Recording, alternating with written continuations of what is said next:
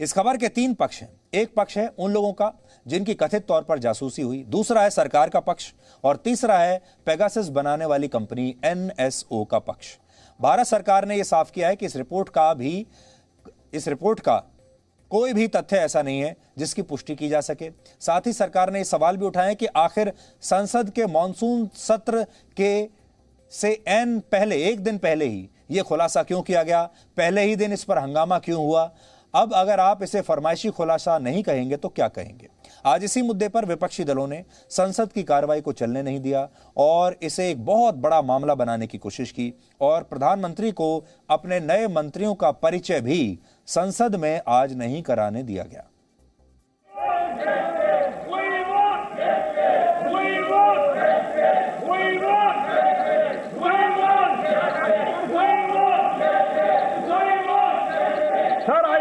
Reassure that government is ready for any discussion on any subject at any time. I only appeal them to allow the house to run. People are looking at us. People want to know what is the issue, what they want. But it is no order and you dictate to me. I am not going to oblige it. I am sorry to say it. Please go to your respective seats.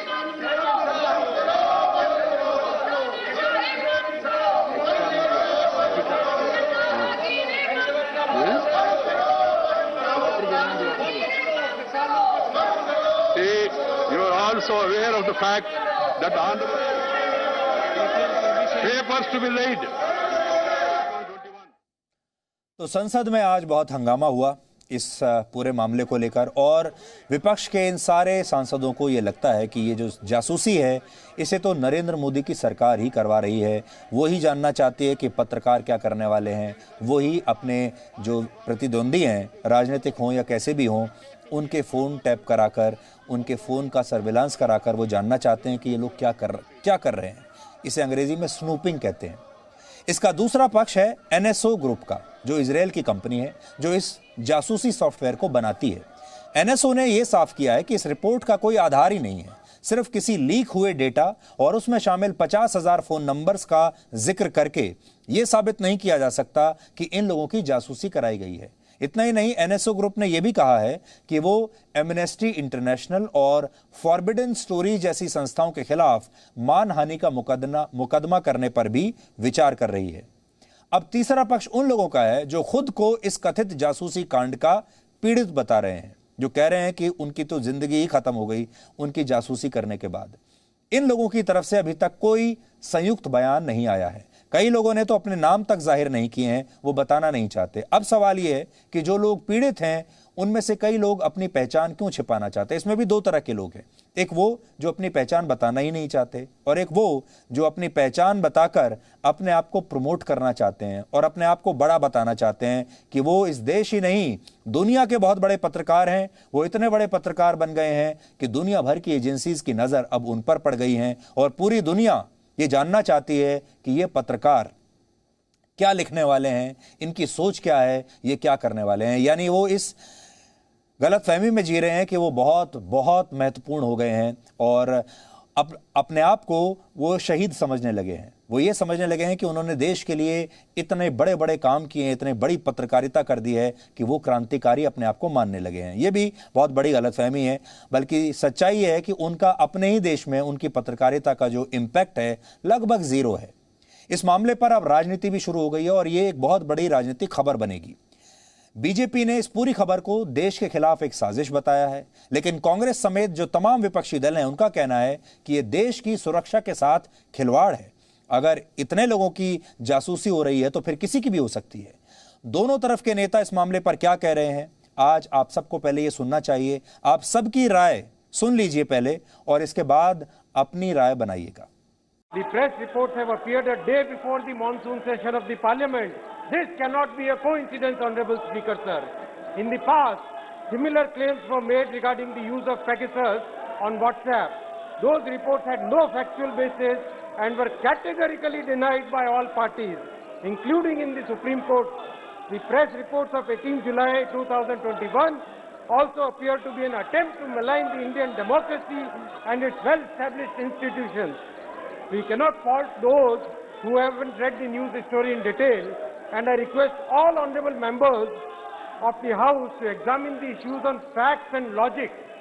The basis of this report is that there is a consortium which has got access to a leaked database of 50,000 phone numbers. The allegation is that individuals linked to these phone numbers were being spied upon. However, the report says that the presence of a phone number in the data does not reveal whether a device was infected with Pegasus or subject to an attempted hack. Without subjecting the phone to this technical analysis, it is not possible to conclusively state whether it witnessed an attempted hack or was successfully compromised. जो मोदी जी के खिलाफ बात उठाने की हिम्मत रखते हैं, दम रखते हैं, उनके ऊपर ये खुफिया एजेंसी को तैनात किया जाते हैं। हमारे पार्टी की तरफ से लोकसभा के अंदर ये मसला हम उठाएंगे, जोर शोर से उठाऊंगा। अगले तारीख में सदन के सब विपक्ष पार्टियों एक साथ हमारी आवाज बुलंद करेंगे। ये सब तो बड़ी गंदी बात है, ये तो बहुत फालतू चीज है। किसी को इस तरह से डिस्टर्ब करना अच्छी बात नहीं, मेरे हिसाब से तो बिल्कुल बेकार बात है। और ये जो नई टेक्नोलॉजी सब आ करके इसका जो दुरुपयोग हो रहा है और किस तरह से इसका बुरा असर भी पड़ रहा है, कई जगह लोगों को परेशानी होती है, काम करना चाहते हैं उसमें बाधा आती है, कई तरह की बात होती है। अगर कोई निगेटिव और गलत काम करे तो शुरू से ही तो उस पर कार्रवाई करने के लिए प्रावधान होता ही है। लेकिन अब जो आ गया है तो इसमें होता है, कई लोगों को किसी तरह से तंग करना, परेशान करना, ये सब भी चलता ही रहता है। इजरायली सॉफ्टवेयर एजेंसी का कहना है कि हम अपना सॉफ्टवेयर सिर्फ सरकारों को बेचते हैं, निजी लोगों को नहीं। अगर निजी लोगों को नहीं बेचा गया तो सरकार की किस एजेंसी ने देश के पत्रकारों की स्नूपिंग की, विपक्ष के नेताओं की स्नूपिंग की, सरकार में बैठे हुए मंत्रियों को स्नूपिंग की, जजेस की स्नूपिंग की गई, वकीलों की स्नूपिंग की गई? हमें लगता है बहुत गंभीर विषय है, इसकी जांच होनी चाहिए।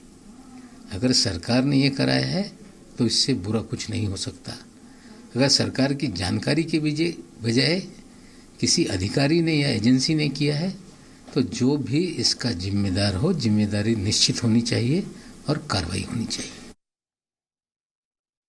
तो आपने देख लिया कि ये अब एक बहुत बड़ा राजनीतिक मुद्दा बनने वाला है। और आज संसद का जो मॉनसून सत्र है उसका पहला ही दिन था और पहले दिन ही विपक्ष ने और उनके साथ जो उनकी टीम में कुछ लोग शामिल हैं, पहले दिन से ही उन्होंने इस सत्र में काम को रोक दिया और पूरे जो देश का जो ध्यान है उसे दूसरी तरफ भटका दिया। अब हम आपको ये बताते हैं कि हम ऐसा क्यों मानते हैं कि इस जासूसी कांड वाली कहानी के पैर नहीं है। अब उसके तर्क सुनिए। इस दौरान आप तर्क सुनते सुनते अगर चाहें तो से नो टू फॉरेन कॉन्स्पिरेसीज पर, इस हैशटैग पर आप अपने ट्वीट्स कर सकते हैं और पूरी दुनिया को यह बता सकते हैं कि भारत का मूड क्या है। पहली बात तो यह है कि इस रिपोर्ट में 50,000 फोन नंबर्स की एक लिस्ट का जिक्र किया गया है और इसके बारे में एनएसओ ग्रुप का दावा है कि ये नंबर, जो फोन नंबर्स हैं, ये आज से नहीं है, बहुत पहले से ही इंटरनेट पर उपलब्ध हैं। एक लिस्ट है जो इंटरनेट पर पहले से पड़ी हुई है जिसमें यह कहा गया है कि इन लोगों के नंबर सर्विलांस में है। और ये जो नंबर है 50,000, ये दुनिया के 45 देशों में, अलग अलग 45 देशों में रजिस्टर्ड हैं। कहां रजिस्टर्ड हैं इस नक्शे पर आप देख सकते हैं। जांच एजेंसियों ने और जांच करने वाली संस्थाओं ने इनमें से 1500 नंबरों की पहचान की। 50,000 में से 1500 नंबरों की पहचान की, यह देखकर कि ये नंबर किसके हैं। तो उन्होंने 50,000 के डेटा बैंक में से 1500 नंबर निकाले और यह तय किया कि ये देखते हैं ये 1500 नंबर किसके हैं। तो इनकी पहचान की गई और इन 1500 में से फिर 67 मोबाइल फोन्स की फॉरेंसिक जांच कराई गई। पहचाने गए नंबरों में 300 नंबर ऐसे हैं, फोन नंबर, जो भारत में रजिस्टर्ड हैं और इन 300 में से 47 मोबाइल फोन्स में पेगासस के जरिए छेड़छाड़ के सबूत मिले हैं।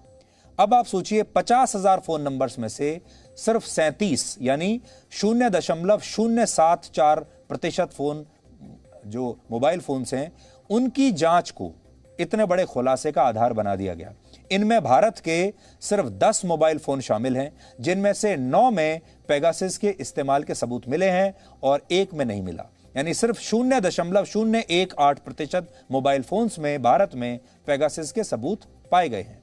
दूसरी बात यह कि भारत और दुनिया के जिन मीडिया संस्थानों ने इस रिपोर्ट को प्रमुखता से छापा है, उन्होंने खुद अपनी रिपोर्ट में यह कहा है कि इन नंबरों का लिस्ट में आना यह साबित नहीं करता कि सभी नंबरों की जासूसी हुई है। इसलिए उन्होंने इसमें अंग्रेजी में एक वर्ड होता है मे, उसमें लिखा है कि these numbers may be tracked, मतलब हो सकता है कि ऐसा हुआ हो।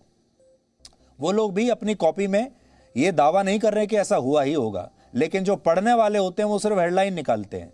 तीसरी बात यह है कि इस खबर को छापने वाली कई मीडिया संस्थानों ने अपनी हेडलाइन में लिखा, how phones of journalist, ministers, activists may have been used to spy on them. यानी वो खुद भी ये कह रहे हैं मे हैव बीन यूज्ड, यानी खबर छापने वालों को खुद जासूसी की बात पर पूरा यकीन नहीं है और वो कहते हैं कि हो सकता है कि मोबाइल फोन्स के जरिए कुछ लोगों की जासूसी की गई हो, ऐसा हो सकता है। चौथी बात यह कि पेगासस का इस्तेमाल कथित तौर पर अमेरिका, ब्रिटेन और पाकिस्तान जैसे देश भी करते रहे हैं, लेकिन इस रिपोर्ट में इन देशों का जिक्र नहीं है, जबकि भारत का नाम लेते हुए भारत को ऐसे देशों की लिस्ट में रखा गया है जहां या तो लोकतंत्र है ही नहीं या फिर जहां का लोकतंत्र बहुत कमजोर है और किसी भी समय खत्म हो सकता है। जैसे जो लिस्ट आई है देशों की, उस पर नजर डालिए। इसमें है Azerbaijan, Bahrain, Kazakhstan, Mexico, Morocco, Rwanda, Saudi Arabia, संयुक्त अरब अमीरात और हंगरी। ये देश हैं।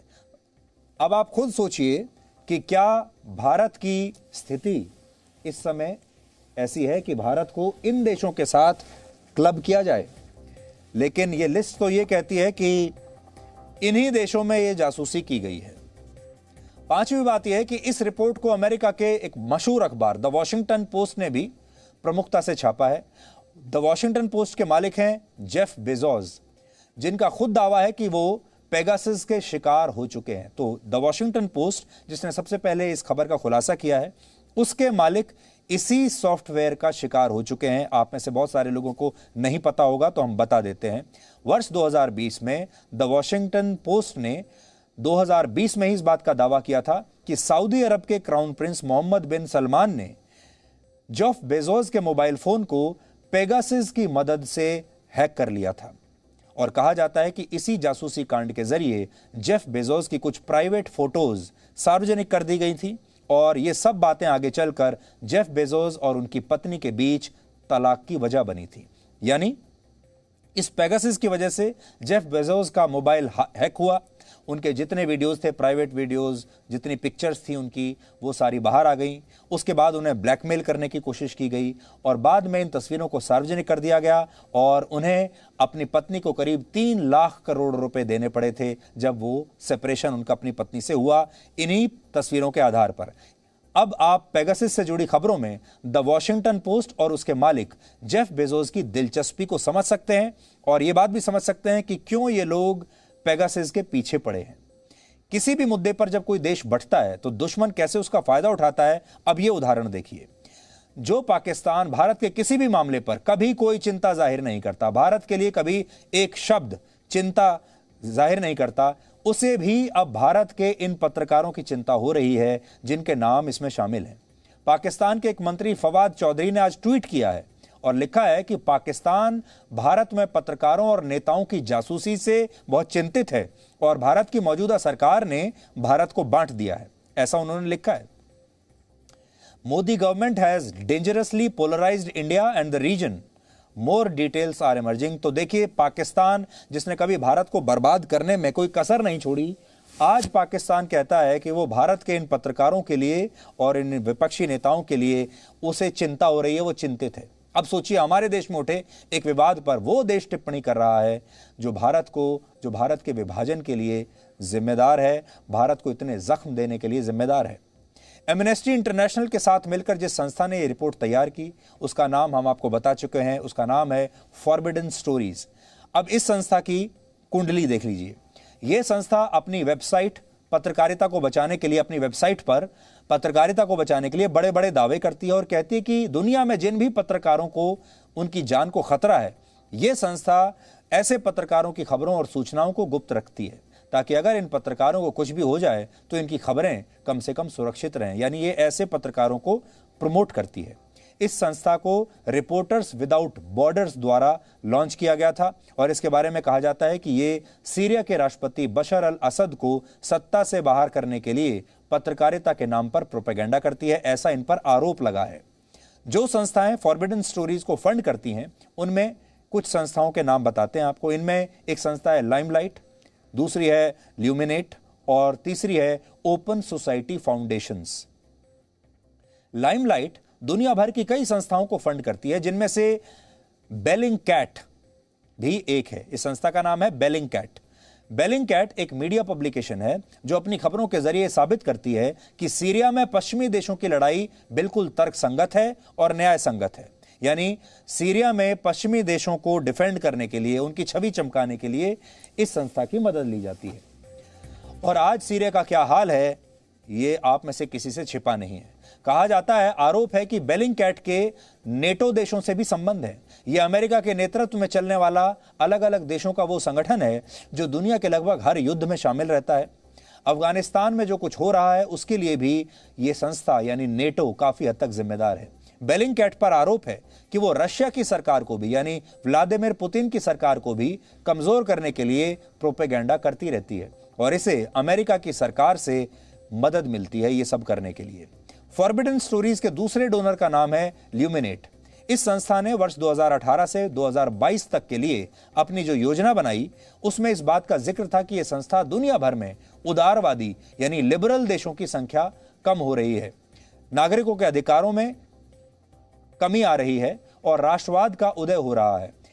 पूरी दुनिया में राष्ट्रवाद बढ़ रहा है और यह संस्था इसी राष्ट्रवाद को रोकने के लिए काम करना चाहती है। ल्यूमिनेट का संचालन ओमिडियार ग्रुप करता है, जिसे पूरी दुनिया में वामपंथी मीडिया संस्थानों को समर्थन देने के लिए जाना जाता है। यानी जो लेफ्टिस्ट मीडिया संस्था हैं उन्हें यह सपोर्ट करती है। फॉरबिडन स्टोरीज के तीसरे डोनर का नाम है ओपन सोसाइटी फाउंडेशंस, जिसके मालिक हैं जॉर्ज सोरोस। जॉर्ज सोरोस एक बहुत बड़े और मशहूर अमेरिकी बिजनेसमैन है और इनकी भारत सरकार के प्रति नफरत के बारे में पूरी दुनिया जानती है, मशहूर है, जग जाहिर है। जॉर्ज सोरोस ने वर्ष 2020 में मोदी सरकार को भारत के लिए एक बड़ा खतरा बताया था। जॉर्ज सोरोस की संस्था भारत में कई लेफ्टिस्ट मीडिया संस्थानों को पैसा देती है और इसके ओमिडियार ग्रुप के साथ भी कई समझौते हो चुके हैं। अब आप अंदाजा लगा सकते हैं कि भारत को बदनाम करने के लिए ये लोग किस हद तक जा सकते हैं। जब आप इनके तारों को और समझेंगे और एक के बाद एक इनकी जांच करेंगे तो आपको पता चलेगा कि अंदर ही अंदर ये सब एक दूसरे के साथ मिले हुए हैं। और सोरोस की अगर आप बात करेंगे तो सोरोस दुनिया भर में मीडिया के जरिए जितनी भी राष्ट्रवादी संस्थाएं हैं, जो राष्ट्रवादी नेशनलिस्ट सरकारें हैं, उनको कमजोर करने के लिए जाने जाते हैं क्योंकि वो राष्ट्रवाद को पसंद नहीं करते। उनका पूरी दुनिया में जितनी भी वो एजेंसीज को फंड देते हैं उन सब का एक ही मोटिव होता है, राष्ट्रवाद को हटाना। फॉरबिडन स्टोरीज की वेबसाइट पर मीडिया पार्ट नामक संस्था के प्रमुख फैब्रिसे अफरी का जिक्र किया गया है, उनका नाम है। और मीडिया पार्ट फ्रांस का वही वामपंथी मीडिया संस्थान है जो रफाल डील के खिलाफ अपना एजेंडा लगातार चला रहा है। यानी हमारे देश ने जब रफाल खरीदा था तब भी यही एजेंसी, यही संस्थान जो है उसके बारे में दुष्प्रचार कर रही थी। अब इस रिपोर्ट को जारी करने वाली दूसरी संस्था एमनेस्टी इंटरनेशनल की बात सुन लीजिए। इसके बारे में कुछ बातें हम आपको बता चुके हैं। कुल मिलाकर हो सकता है ये एक विदेशी चाल हो जिसका हिस्सा हमारे ही देश के अपने ही लोग बन गए हैं, क्योंकि जब तक ये सरकार कमजोर नहीं होगी इन सारे लोगों की दुकानें, इन सारे लोगों के अच्छे दिन कभी भी वापस नहीं आने वाले। Presenting B News app available on Google Play and App Store. Download it now.